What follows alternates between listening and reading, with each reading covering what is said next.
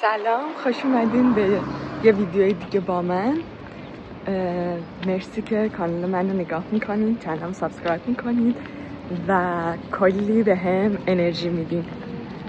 من اومدم بیرون از خونه، چند تا کار دارم، دوست داشتم که شما رو همراه خودم بکنم و راجع به همون چیزی که روی تایتل ویدیو هم دیدین با هم دیگه صحبت بکنیم. بدترین تایم زمانی ممکن رو واسه بیرون اومدن انتخاب کردم، قشنگ سر ظهر، گرمه ولی دیگه باید به کارها میرسیدم. اولین جایی که باید بریم مثل همیشه دوباره صرافیه. من هم میرم نمیدونم دلار رو لیر میکنم، لیر رو دلار میکنم، مثلا بلا تکلیف وضعیت. اول میریم صرافی، بعدش هم میخوایم بریم پت شاپ. پت شاپ که نه، همین دامپزشکی و پت شاپ یعنی قاطیه. باید قرص ماهیانه انگل موکا رو بخرم.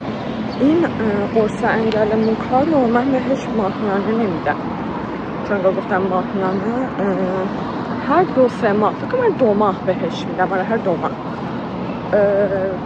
که بخوره. بعد یه قرص دیگه هم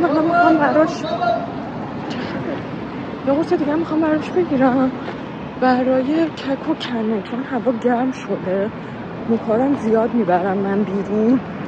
ببین چند روز پیش یه چیزی دیدم کنه چسبیده بود بهش، بعد انگار که من متوجه نشده بودم. این مثلا نمیدونم چقدر وقت بود که قشنگ چون مثلا میچسبه به یه قسمت بزنم و خون اینا رو میخورن. بعد اون یه تیکه قرمز و زخم شده بود. وای من هی میدیدم که این فکر کنم مثلا همون روز بود، چون مثلا میدیدم که هی کنار گوششون داره میخارونه. و سری زدم به چت جی پی تی، گفتم که آقا مثلا سگم داره هی گوششو میخارونه، مثلا یا عفونت کرده گوشش یا همینجوری مثلا کک و کن است دیگه. من هیچ شروع کردم به جوریدن این، به خاطر اینکه این قسمت سرش هم موهاش خیلی بلند شده. یه دفعه دست دادم دیدم یه چیزی مثلا اومد زیر دستم، لایه موهاشو باز کردم دیدم وای. ببین دیگه انقدر ناراحت شدم، گفتم باید بمیرم برات مادر. اینا این شاخه اینا زبون بسته هم هستن، چیزی که نمیگن. باید همش هم اینجوری حواست به رفتاراشون باشه دیگه سریع اونو در آوردم و توی چت جی پی تی گفته بود مثلا پدو بهش آب نمک بزنید که مثلا اون زخمه عفونت نکنه. دیگه الان خوب شده خدا رو شکر، ولی گفتم برم یه چیزی قرص و اینا براش بگیرم، چون مثلا از ایران اسپری ضد کک و کنم گرفتم، ولی نمیدونم انگار اونقدر فایده ای نداشته دیگه که اینجوری شده. دیگه قرص بگیرم که برای تابستون اوکی باشه. انقدر موکا خودشو میکشه موقع پیاده روی، من موقع مزاحت ازش دیگه خسته میشم و ولش میکنم توی دامن طبیعت.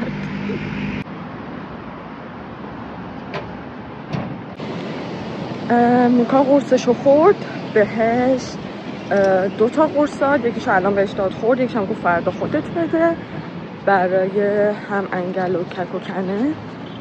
و 2 تا قرصش روی هم دیگه شد 700 لیر و باید توی تابستون مثلا که هوا گرمه دیگه هر ماه این قرص ها رو بخوره، نه فقط هر 2 ماه دیگه.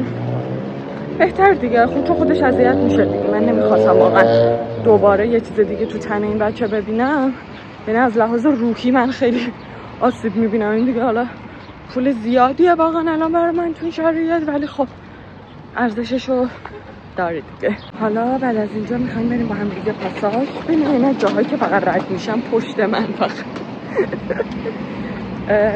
تنها پاساژ اینجاییه که من زندگی میکنم، یعنی من با مهاجرتم چش همه رو در آوردم. بریم، میخوام که یه دونه نیمکمه ورزشی یا یه دونه تاپ ورزشی دلم میخواد، چون که متوجه شدم من اینجا همش همینجور چیزا رو میخوام مثلا میپوشم و اینا، و واقعا به یه تاپ ورزشی نیاز دارم. بریم ببینیم چیزی پیدا میکنیم یا نه.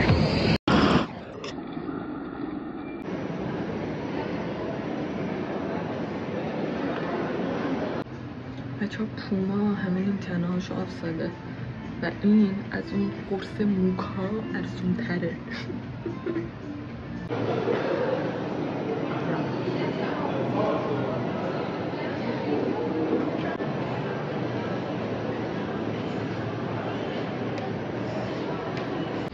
من خریدم و انجام دادم، همون اینترنتی که بهتون نشون دادم و خریدم و یه جوری بودش که میتونستم بازم یه جنس دیگه هم بردارم و رایگان باشه برام.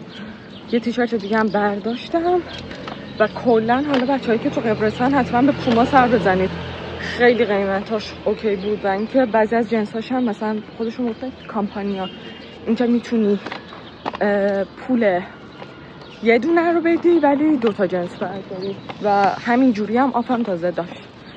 خیلی خوب بود دیگه. من خودم اولین بار بود که یه چیزی از پوما میگرفتم. خب بریم در مورد موضوع اصلی ویدیو صحبت کنیم با هم دیگه. بالاخره من بعد از تلاش های فراوان توی اینجا کار پیدا کردم و خیلی خوشحالم. هنوز نرفتم سر کار ولی یادتونه توی ویدیو قبل گفتم دارم میرم مصاحبه. همه چی خیلی خوب پیش رفته و به هم اوکی دادن ولی از چند روز دیگه کارم شروع میشه. بخوام از روندش براتون توضیح بدم، من خیلی وقت بودش که فکر کنم 1.5 ماه پیش اینجا فرمو پر کرده بودم. گوشی چجوری بگیرم اینجوری خوبه. قبل از اینکه اصلا برم ایران ولی دیگه به هم خبر نداده بودن راستش رو بخوان و منم فکر کردم که شاید اصلا نمیخوان که منو قبول بکنن و یه کوچولو هم ناامیدطور دیگه رفتم ایران و اونا. دقیقاً روز آخر 2-3 روز آخر که ایران بودم به هم پیام دادن که اگر که میتونی مثلا برای مصاحبه بیا و اینا. دیگه مصاحبه گذاشتیم، همه چی خیلی خوب پیش رفت. اون کسی که با هم مصاحبه کرد خیلی آدم نایسی بود. بخوام محیط کاری رو بگم برای نمیخوام کامل بگم توضیح بدم و اینا، یعنی شاید که اصلا جزء قوانینشون هم نباشه ولی من توی یه فروشگاهی به عنوان فروشنده مشغول به کار شدم ولی خب اون برندی که یعنی دارم توش کار میکنم و اینا دیگه بهترینه توی اینجا و تازم هستش. به خاطر همین خیلی خوشحالم. به نظرم موقعیت کاری خیلی خوبیه برای من چون که هم به رشتم ربط داره فروش و من مارکتینگ خوندم و سابقه کاری خیلی خوبی میشه برای من و از همه بهتر قول ویزای کار رو به من دادن چون تا چند ماه دیگه ویزای من اینجا تموم میشه و خب این استرسه خیلی زیاد بودش دیگه و من داشتم مثلا به ایران رفتن کلا فکر میکردم که اگر کار پیدا نکنم. خدا رو شکر محیط کاری خیلی خوبه، درآمدش خوبه و خیلی خوشحالم راستش رو بخواید. فقط انشالله که برم و حالا بتونم دووم بیارم و یعنی مشکلی اینطوری دیگه پیش نیاد. دوست داشتم یه چیزی که آخر ویدیو بهتون بگم. من تو اوج ناامیدی این کار بهم اوکی داد و خسته نشدم دیگه، میدونی یعنی من خیلی مصاحبه کاری اینجا رفتم و نهی بودش که ازشون میگرفتم و یا کلا اصلا خبری ازشون نمیشدش ولی من بازم ناامید نشدم و ادامه دادم و جنگیدم برای چیزی که میخوام. این روحیه جنگنده بودن کلا بعد از مهاجرت دیگه میاد سراغت و تو مجبوری چون چاره دیگه ای نداری. و اگر که هر کسی هستین که دارین ویدیو رو میبینین و الان احساس ناامیدی دارین تو زندگیتون و یا اونجوری که دوست دارین چیزا پیش نمیره، میخوام بگم بالاخره درست میشه. میگن آخر هر چیزی خوبه، واقعا درست میشه. یعنی منم اون تایمی که اینجا بودم استرس امتحانامو داشتم، ترم آخرم بود، هنوز کار پیدا نکرده بودم و هزار تا چیز دیگه ولی خب الان هم درسم تموم شده، بالاخره کارم اوکی شده و گذشت. اون روزایی که خیلی پر از استرس بود، دلار 100 تومن و اینا، گذشته دیگه. فعلا میخوام بگم که میگذره و فقط خسته نشید، ادامه بدین و برای چیزی که میخواید بجنگین.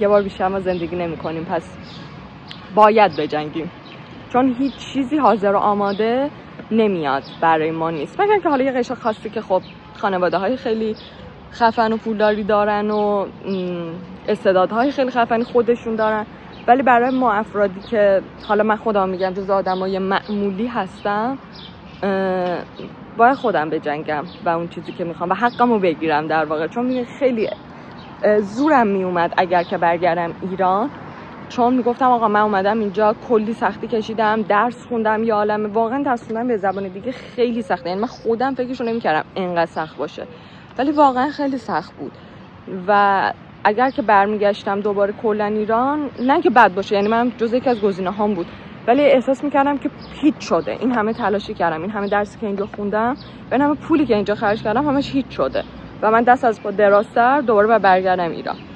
ولی خب الان احساس میکنم یه کوچولو دارم حقمو حداقل از این کشوری که اومدم میگیرم. همین دیگه، امیدوارم که به هر چی که میخواید برسید و ولی بجنگید براش. مرسی که تا آخرین ویدیو همراه من بودین، نگاه کردین، چنل منو نگاه میکنید، سابسکرایب میکنید، خیلی بهم انرژی میدین. دوست بهتون تا یه ویدیو دیگه. خدا نگهدار.